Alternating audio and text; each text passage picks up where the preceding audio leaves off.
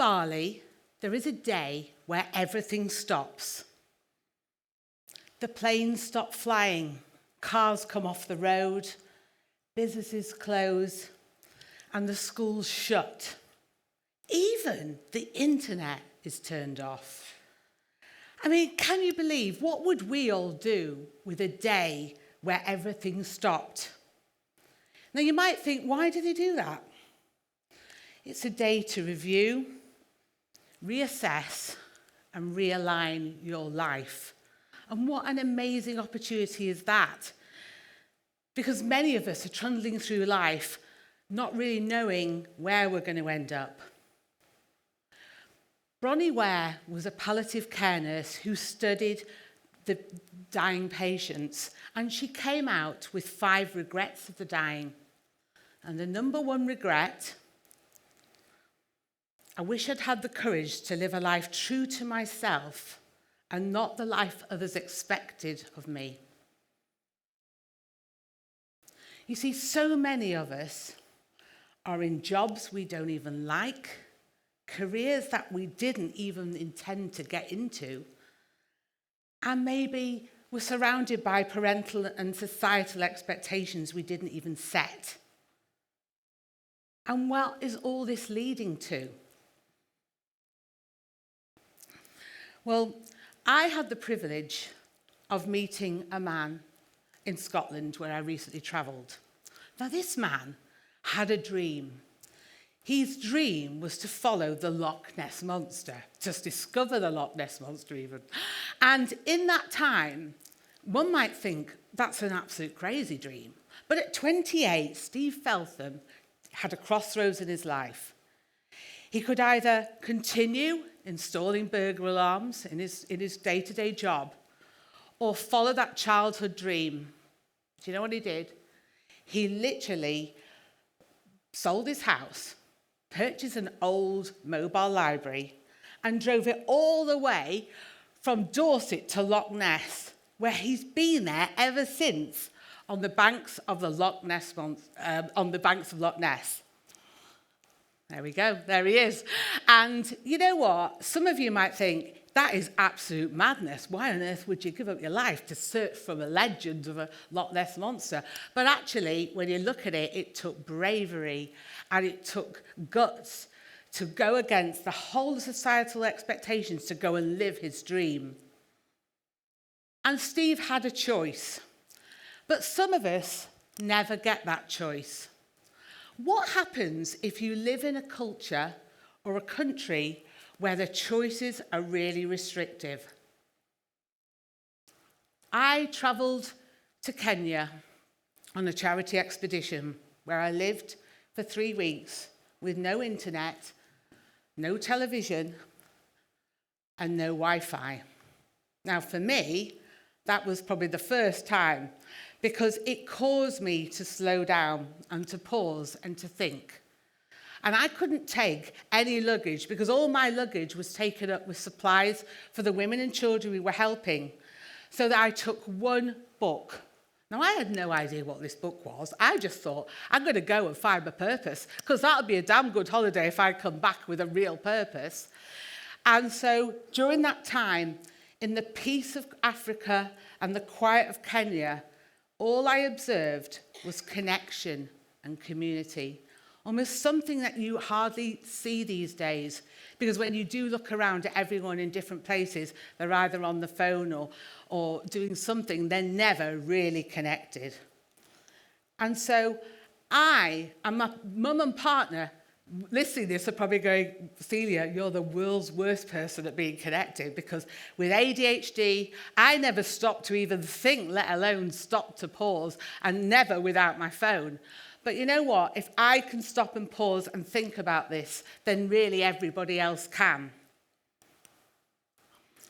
Where did it all go wrong? How on earth have we ended up like this? Well, I started asking these questions, and it all began with the Industrial Revolution. Ironically, which started in Lancashire, and here we are in Lancashire. Now, some may say, but the Industrial Revolution gave us progress, and it gave us growth, and it gave us momentum, and amazing, amazing things. Absolutely. But it has also caused the irreparable destruction to the planet, and almost given us a society where is anything but conscious. And how do we even think to change this? How do we move from this over to something different? Well, isn't it time that we actually start thinking of a new type of revolution? We're in Lancashire. Do you not think it's time for Lancashire to almost kickstart a new type of revolution, a conscious revolution, where we live, work, and love with much more meaning? Because if we're not sure and we don't start to be really intentional and really conscious where we're all heading in life, we may live to be age 80 with the regrets. So how do we start changing this? Well, and what would a conscious revolution mean? Well, let me relate it to a world I know only too well, which is the events world. Events are almost like the last bastion of consciousness. It's the time when people's values really come to life. It is about connection, and it is about living something true to yourselves. But sadly, I've sometimes experienced the best of weddings and the most amazing examples of connection. But I've also seen brides crying on the day of their wedding because the parents chose the music. Or I've seen the bride and groom sometimes so absolutely caught up with how they're going to look on Instagram, how they're going to look perfect for everybody else. And then I've had everyone worrying about the guest list because, you've all got to invite Auntie Irene, who you last saw in 1998. She's not even our auntie, she's a friend of your mum's. Why are all these people coming to your wedding?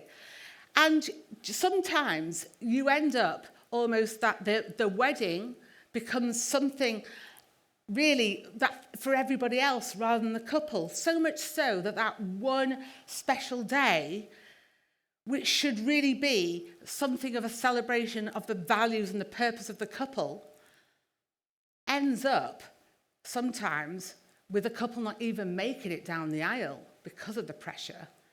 Or even worse, they seek an annulment in 10 days after 10 days of marriage.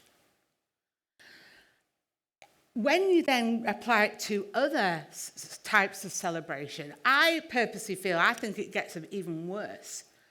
I mean, in the UK, we've all been to a funeral that looks like this. Since when did a Victorian style of hushed conversation over sausage rolls and a beige buffet be the celebration of somebody's life? What on earth? And why is it that countries like Peru, when someone dies, it's a time of rejoicing and celebration, not in a morbid way, but celebrating the life that person lived? It's colour, it's music, it's dancing. It's a true celebration of life. Even in New Zealand, they have living funerals where when everybody gets to tell the person who's dying what they really mean before it's too late. And isn't that more important than just some sombre, dark, hushed conversation as a way of celebrating someone's life? Now, how on earth do we change this? And why is this important? Well, we are all passengers on an AI-fueled vehicle that is going faster and faster and thinking quicker than none of us could even keep up with, and it's only going to get worse. And if we're not really intentional about what we want out of our lives and our communities and our businesses and everything else, we're going to get caught up in somewhere completely different than we ever wanted to end up. And none of us want to be lying on our deathbed with regrets. So how do you begin to change any of this? Sometimes it all starts with just one thing, one ripple, one policy, one day, one wish, one act. And perhaps that act is a moment for us all to think about how to change and what can we do in that one day. I have no idea how to change any of this, but it all sometimes does start with a change. And this change for me is I decided to create a day called Conscious Day. What would you do in Conscious Day? Well, I believe it's an opportunity for companies to basically, instead of focusing on growth, they focus on, are they running and operating as a force for good? For communities to actually stop and meet with people instead of having strangers on the street surrounding where you live. For individuals to plan their life and what would they do with the other 364 days of the year. And for schools to ditch the curriculum for one day and to teach the children values of kindness and communication and what really matters in life. Because if we're not careful, we will end up with regrets and somewhere we didn't want to end up. And in case you're all wondering, what's a llama doing in the middle of this sign? Well, llamas make you stop and look. And isn't that the point of Conscious Day? They're also bold, they will stand out, and also sometimes they set really strong boundaries and are not afraid to spit if you even cross them. And so, as we end my talk, I would love you all to think and invite you to think of this question. Am I living, working, and loving in a way that truly matters? Thank you very much.